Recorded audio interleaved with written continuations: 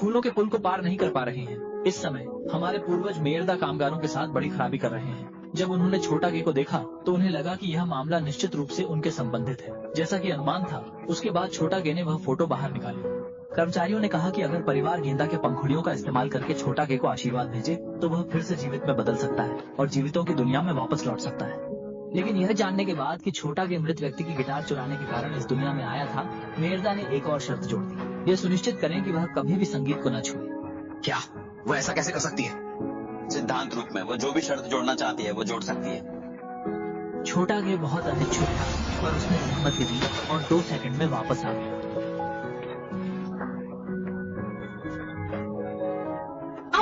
सिर्फ 2 सेकंड हुए और तुम फिर से मन नहीं मानते?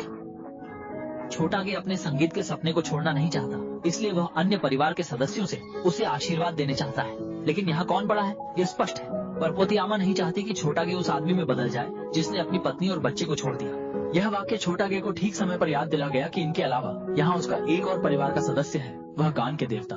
उसने शौचालय जाने का बहाना बनाया और फिर तुरंत फरार हो गया। परिवार ने छोटा गे के भागने जानकर खोज शुरू की, जबकि वह दान का पीछा करते पूछताछ कक्ष से बाहर आया, जिसमें वह आदमी था जिसने फूलों के पुल को जबरदस्ती पार किया था।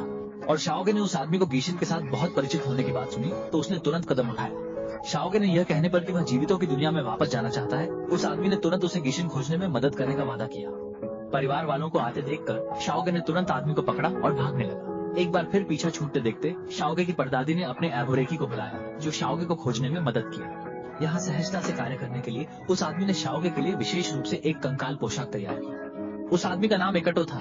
उसने अपनी बची हुई एक ही तस्वीर शाओगे को दी और उम्मीद जताई कि शाओगे आज रात पुल पार कर सके। उसने उससे पूछा कि क्या उसके पास ढूंढने के लिए अन्य अच्छे परिवार हैं, लेकिन उसने कहा कि उसका परिवार केवल गिशिन है। एकटो को हालांकि उस पर संदेह था, लेकिन शाओगे उसका एकमात्र जीवनदायिनी था। दोनों ने मिलकर गिशिन की तलाश की यात्रा शुरू की। सबसे पहले वे गिशिन के अभ्यास स्थान पर पहुंचे, जहाँ उन्होंने एक अजीब औगरीब प्रदर्शन देखा। लेकिन असली गिशिन नहीं मिला, क्योंकि वह इस समय सामने की टावर की छत पर शराब पीते हुए पार्टी में था। और एक वायलिन वादक से पता चला कि पार्टी में जगह पाना मुश्किल है, लेकिन बिल्कुल भी मौका नहीं है। बस आज रात ड्रैकस स्क्वायर में आयोजित टैलेंट शो में पहला स्थान हासिल कर लिया जाए तो गिशिन की पार्टी में प्रदर्शन करने का मौका मिलेगा। शाओगे अपने कंकाल शरीर को देखते हुए भी अवसर पकड़ना चाहता था, पर पहले गिटार ढूंढना जरूरी था। अंततः इकटो ने शाओगे की बात मान ली। इस बीच परिवार वाले एबोरेजी की मदद से शाओगे के निशान तक पहुंच गए। इकटो ने शाओगे को लेकर नीचे की ओर चलना शुरू किया और वे इस दुनिया के झुग्गी झोपड़ी में पहुंच गए। यहाँ के लोग इकटो की तरह हैं, कोई तस्वीर नहीं रखते, सभी अकेले हैं, इसलिए वे एक दूसरे को रिश्तेदार कहकर पहचानते हैं, जैसे तुम मुझे बड़ा भाई कहो, मैं तुम्हें मामा कहूँ आदि। इस यात्रा में जिन्हें ढूंढना है सभी उन्हें झुपी को कहते हैं, लेकिन वह एक्टो से मिलने नहीं चाहता लगता है। असल कारण यह है कि एक्टो ने उससे बहुत सारी चीजें उधार ली हैं और वे अभी तक नहीं लौटी है। इस बार एक्टो ने फिर से बेखौफ होकर उसका सबसे प्रिय गिटार उधार मांगा, जिससे पिक्सकिन भाई तुरंत नाखुश हो गए। मैं वादा करता हूँ कि इसे थोड़ा इस्तेमाल करके तुम्हें वापस कर दूंगा। तुम्हारा इस्तेमाल किया हुआ छोटा ट्रेन अभी तक मुझे वापस नहीं हुआ है। मेरा चित्रकला का रुमाल, मेरी रस्सी, मेरा बड़ा हथौड़ा ड्रम। नहीं, इस बार अलग है। मेरा जान का ढोल वापस करो। पिक्सकिन की हालत ठीक नहीं थी। उसने गिटार उधार देने पर सहमति जताई। शर्त थी कि एक्टो उनके लिए एक गीत बजाएगा। एक्टो ने वादा तो फिर नहीं बजाने का किया, लेकिन पिक्सकिन ने कहा कि उधार लेना हो तो बजाना ही होगा। बेचारे एक्टो सिर्फ एक बार उनके लिए अपवाद बना सकते हैं। शाओगे का चेहरा अविश्वास से भरा था।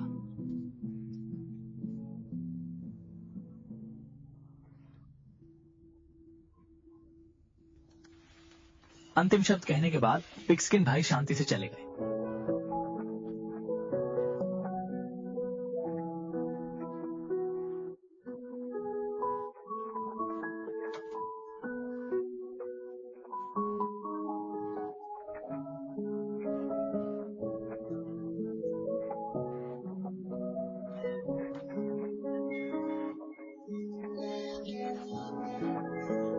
एक्टो ने वह शराब पी ली जिसे वह पिक्सकिन भाई के साथ पीने का समय नहीं मिला। फिर वह जाने का इरादा कर लिया। वहीं शाओगे अभी भी समझ नहीं पा रहे थे कि यह सब क्या हो रहा है। पता चला कि मृत्यु अंत नहीं है, बल्कि भूल जाना ही असली है। और उनके पास बचा समय भी बहुत नहीं था। उन्होंने हौसला जुटाकर प्रतिभा प्रतियोगिता में हिस्सा लिया, पर जैसे ही उन्हें टिकट मिलने वाला था, परिवार वाले फिर से आ गए। एक्टो ने सोचा कि छोटा गे ने उसे धोखा दिया है और उसने छोटे गे के साथ झगड़ा किया। लेकिन जब उसे याद आया कि छोटा गे ही उसकी एकमात्र उम्मीद है, तो तब बहुत देर हो चुकी थी। छोटा गे अकेले अपने होशियार दिमाग का इस्तेमाल करके गायक देवता के पार्टी में घुस गया। भीड़ के बीच नहीं निकल पाने पर उसने अपनी गायकी से पूरा मैदान जीत लिया। अंततः उसने गायक दिलाकस का ध्यान आकर्षित किया। छोटा गे गाता गाता गलती से पानी के पोखर में गिर गया। गायक ने ऐसा देखकर सीधे पानी में छलांग लगाई और छोटा गे को बचा लिया। पानी से धोने के बाद गे का मेकअप उड़ गया। छोटा गे ने सब कुछ विस्तार से बताया। जब गायक ने जाना कि छोटा गे उसका परपोता है तो वह बहुत खुश हुआ और उसे हर जगह दिखावा करने लगा। और दिलाकस ने छोटा गे को अपनी कॉन्सर्ट का विशेष अतिथि बनने की भी योजना बनाई। छोटा गे बहुत उत्साहित था, लेकिन वास्तविकता इसकी अनुमति नहीं देती। अगर वह कल सूर्योदय से पहले वापस नहीं जाए तो वह सचमुच मर जाएगा। हालांकि उसे बहुत बिछड़ना था, लेकिन दिलाकस ने छोटा गे को वापस भेजने का फैसला किया। लेकिन एक्टो की अचानक उपस्थिति ने आशीर्वाद समारोह को बाधित कर दिया। एक्टो ने सिर्फ छोटा गे के वापस जाने के बाद उसकी फोटो को सहेजने की मांग की, लेकिन दिलाकस ने उसे रोक लिया। एक्टो बहुत गुस्से में था। उसने कहा कि दिलाकस ने उसका लिखा हुआ गीत चुरा लिया था, जिससे उसे दुनिया ने भुला दिया। छोटा गे को पहले विश्वास नहीं हुआ, लेकिन दिलाकस